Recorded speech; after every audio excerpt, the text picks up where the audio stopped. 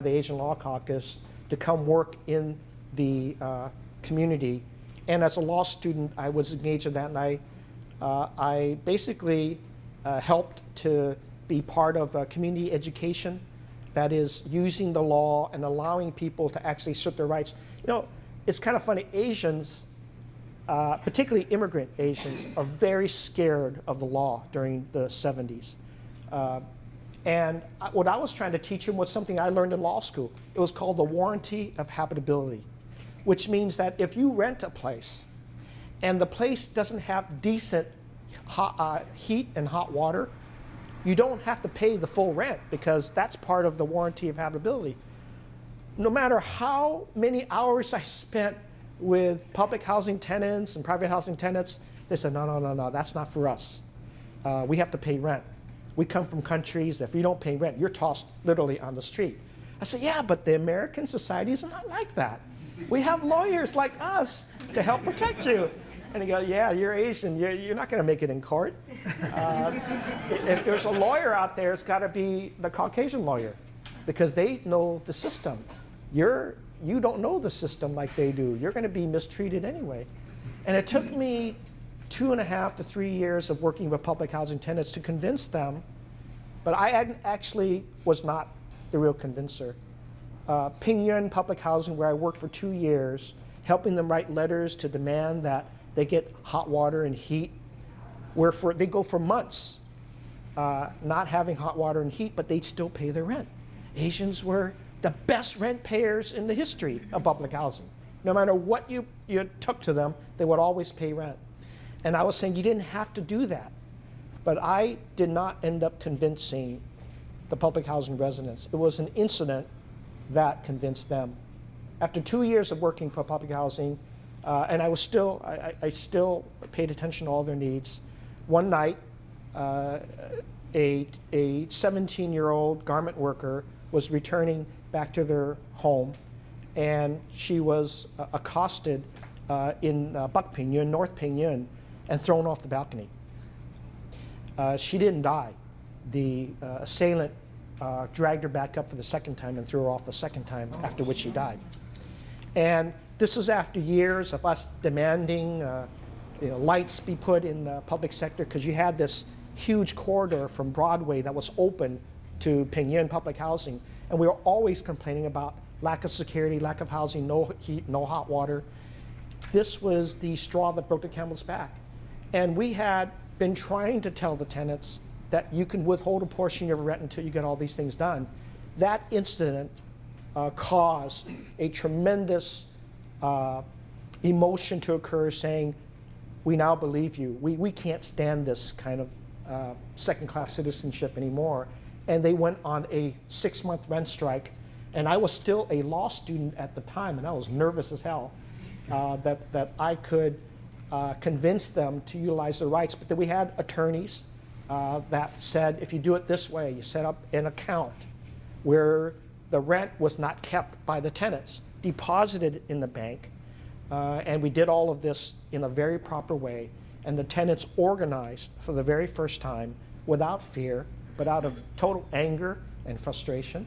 And after 6 months, we were able to get the housing authority to put lights in, to deal with security, to put the boilers back, to arrive at a way in which the tenants would get something back for what they were paying rent. This was a big issue in the 70s for tenants in Chinatown. The Tenants Association that started out from Pingyuan survives today as the strongest tenant association in San Francisco. And they, Mrs. Lee, who I represented then, still today is a tenant leader there, and they're part of a very strong tenant association called the Community Tenants Association in Chinatown. And I will continue, not in the legal way of representing them, but now they are full residents of San Francisco.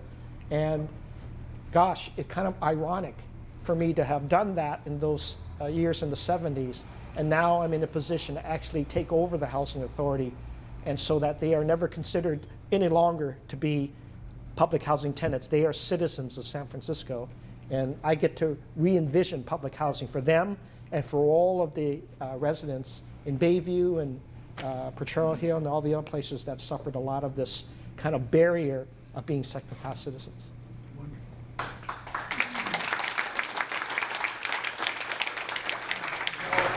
I have a dozen other questions to ask, but I think I'll open it up to the audience. If you have any question you'd like to ask the mayor, this is your chance. John Lee. Hi, Mayor. Thank you for John. coming, and just thank you for educating us and sharing with us about your past. We want to thank you for your service to the city.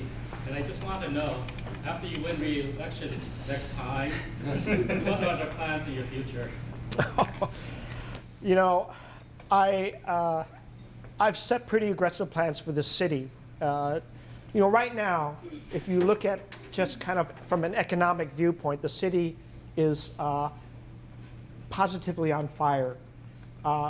You know, not only is our investor confidence up, the revenues are up in the city. You know, I have to deal with affordability issue, which is why we did something very dramatic yesterday about passing a new minimum wage in the city. I think that that's really going to be helpful to low-income wage earners to try to afford this wonderful city of ours. But we have been doing some things that I have been working on throughout my professional career, 23 years now in city government, trying to make the city economically very sound, very strong. Because if we are, then we can take care of a lot of people. We can't do that if we're not a strong economic city. We can't promise that I can take care of public housing residents, or people who are homeless, or people who are mentally ill, or a lot of things. The social safety net, we can only build if we have a strong city. I truly believe in that. And that means I've got to have a city that's investor confident.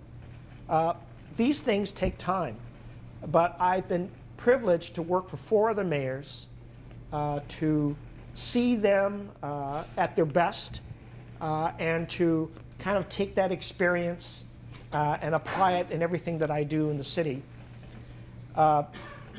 We have not for decades built enough housing to accomplish a growth in the city. I've got to work on that very diligently. I've got to keep up the confidence in the city. I think that hospitality, tourism, our healthcare industry, our technology industry are all ready to go to the next level. And I have not made a decision on running for another term. I'll be very honest with you. There's a story to be told about how I was recruited to run for this office. I've been a reluctant political person. I actually still do not like politics in the city. I have to deal with it, but I had not liked the way politics had been conducted in the city through looking at the other mayors and hearing them swear under their breath about how things were very difficult to get accomplished. And so I've just tried to put my style of collaboration and unity in this city and everything that I've done. And yesterday was a milestone because I think minimum wage is tough. You have to have labor and you have to have business. You have to have advocates agree. But we've now done that on 3 other occasions: pension reform, the housing trust fund, and a new business tax that doesn't tax people who are trying to grow employment in the city. I think that that reflects my kind of administration. I want to continue building the city in a collaborative way. I do think that this is what will be part of the success of the city. And I'll let decisions be made down the road about what that is. But I have made a commitment to build 30,000 additional units in the city, a third of them permanently affordable. That's not easy to do because it is expensive. Everything, you will be the first people to know how expensive the city is. But if we don't build more housing, we cannot accommodate the new workforce, and therefore there'll be more pressure on long-term residents who are here in rent-controlled units. And that cannot happen. And we can't see people who have invested here evicted from long-term residents. That's not the way our success should be. It should be that let's talk about the new areas. Let's talk about Hunters Point. Let's talk about Slade Schlock. Let's talk about the areas in other parts of the state that we've welcomed development, and let's build in those areas and find ways that are collaborative to build more housing.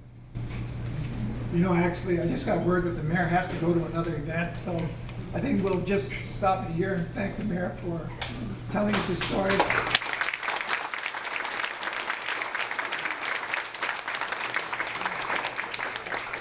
Okay, we're gonna just start wrapping this up really quick, and I just want to again thank you, Mayor Andy and Alan Okamoto for kind of leading this fireside chat. Just before we wrap this up, I want to invite Greg Sibley coming back up right here with Mary Wong. They wanted to say a few closing statements and a few last words. Greg? Mayor, thank you for the great story, and on behalf of Umpqua Bank, we Oh just my wanted gosh. to give you a small appreciation. Well, thank you. We're honored to have you here this evening. and join Thank us. you very much. Thank you. We also want to thank you, Alan, also for being here. Both Alans for being here. So this is token of our appreciation.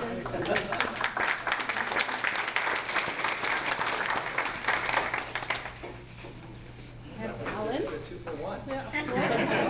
Thank you very Thank much, you. Mary. Thank you very much. Okay, Greg, thank you very much. Okay, well, we definitely want to thank Umpqua Bank for their support in having this, and obviously Mr. Mayor Headley. We are going to close it off right now. I think, Jason, the mayor has maybe 5 minutes. If you want to just kind of meet and greet and shake his hand, get up and close and personal if you want. But we still have food, we still have drinks. We've got another half an hour in this place. So thank you everybody for coming. I hope you guys enjoyed the speaker series.